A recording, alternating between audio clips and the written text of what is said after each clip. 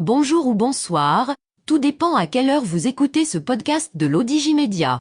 Notre chroniqueur invité, Aziz Bousseta, partage son avis et ses réflexions dans un article qu'il a intitulé « Face à la crise, la politique devient épistolaire ». Alors écoutons-le dans ce podcast. L'auteur démarre son article ainsi. L'histoire naît de la situation économique et sociale du pays, avec une inflation record, dépassant la barre des 10%, un taux de chômage élevé, dépassant aussi le seuil des 10%, et, plus grave, plus préoccupant, le silence d'abord gêné, ensuite coupable du gouvernement. Et l'histoire se complique avec cette lettre virile adressée par le Parti du Progrès et du Socialisme au chef du gouvernement, qui n'apprécie pas, et fait répondre par son parti, par une autre lettre, tout aussi vigoureuse. On dégaine les pistolets par échange épistolaire. L'auteur poursuit son article ainsi. Dans sa lettre à Aziz Akanouche, le politburo du Parti du Progrès et du Socialisme fustige la légèreté, l'indifférence et l'irresponsabilité du gouvernement face à l'inflation. Les mots exprimés sont aussi rudes que les mots dénoncés.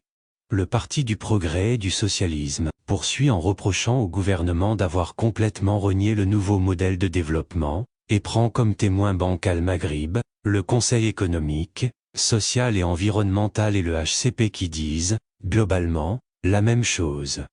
Puis, dans sa longue lettre, le parti de Nabil Ben Abdallah propose des pistes de solutions, comme l'activation de la loi relative à la liberté des prix et la concurrence, la réévaluation des subventions accordées aux transporteurs, l'activation des mécanismes fiscaux, la maîtrise du marché des carburants. Le Rassemblement national des indépendants n'apprécie pas la démarche ciblant son chef, et répond, indigné, au nom du gouvernement.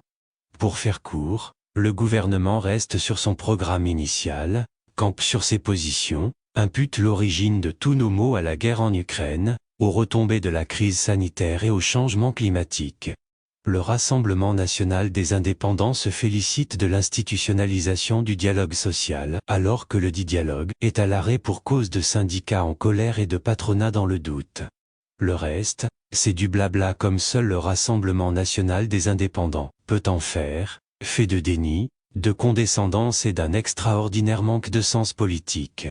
L'auteur explique en posant la question ainsi. Mais pourquoi est-ce le Rassemblement national des indépendants qui répond au nom du gouvernement?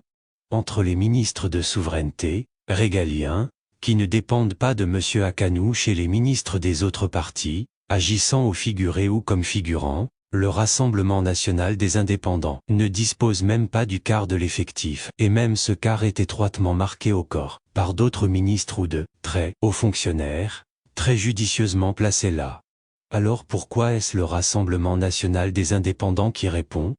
Pourquoi les autres partis n'ont-ils pas été associés à cette réaction, comme le suppose le pacte de la majorité? Et, avant tout, la lettre du Parti du Progrès et du Socialisme ayant été adressée à M. Akanouche, pourquoi n'est-ce pas lui qui répond, directement, courageusement, intelligemment? Le problème du chef du gouvernement est celui de tous les capitaines d'industrie qui se retrouvent en situation de responsabilité publique. Ils n'admettent pas la critique, refusent les conseils, pensent qu'ils savent et ne savent ni ne veulent dialoguer. Une entreprise ne fonctionne pas sur un modèle démocratique, et quand son chef devient chef du gouvernement, il reproduit son comportement en entreprise. Et c'est là le problème est que le Maroc n'est pas une SA, son gouvernement n'est pas un conseil d'administration, et son Parlement n'est pas une assemblée générale applaudissante, même si le Parlement Rassemblement national des indépendants y ressemble quelque peu. Lorsque le Parti du Progrès et du Socialisme écrit au Rassemblement national des indépendants, ce n'est certes pas très constitutionnel ou même institutionnel, mais pourquoi ne pas lui répondre aux problématiques qu'il a soulevées? Dire, comme le fait le Rassemblement national des indépendants, qu'il existe des mécanismes tels que les séances parlementaires est juste et exact, sauf qu'il faudrait que le chef du gouvernement y soit plus souvent présent et qu'il y engage le dialogue, un dialogue réel, avec les partis d'opposition. L'auteur précise sa pensée ainsi. Être chef du gouvernement implique une certaine dose de courage politique, lequel exige à son tour un minimum de maîtrise du verbe et de quelques instruments de doctrine politique. Là, On ne peut être chef du gouvernement d'un pays qui croule sous les problèmes, les questions et les questionnements, et en même temps refuser de s'adresser aux médias ou directement à la population. En politique, surtout quand les choses ne vont pas bien, le silence et mépris et mépriser une population énervée est dangereux pour la stabilité de l'ensemble. Le Parti du Progrès et du Socialisme et Nabil Ben Abdallah se sont engouffrés dans cette brèche du mutisme coupable de M. Akanouche, et le fait de ne pas répondre directement, de faire donner étonner le Rassemblement national des indépendants, qui reste peu convaincant, et de continuer à disparaître aux yeux de la population, n'est pas une solution. C'est même un problème car si solution il doit y avoir, elle ne pourra émaner que du chef du gouvernement, qui se tait, encore et jamais, plus que jamais. L'auteur conclut son article ainsi. Donc, la question est de savoir quand parlera Aziz Akanouche, comment le faire parler, et, à défaut, qui pourrait le faire parler? Le peuple désabusé, la population excédée répondra le moment venu, en 2026, ou, si elle vraiment énervée, avant. Rédigé par Aziz Bousseta, élu par l'intelligence artificielle de l'Odigimédia. Merci d'avoir écouté ce podcast de l'Odigimédia, ce bouquet de supports numériques, portail, magazine mensuel connecté, web radio et web TV. N'oubliez pas de télécharger notre application l'Odigi Mobile sur Play Store et de vous abonner à notre chaîne YouTube l'Odigi TV.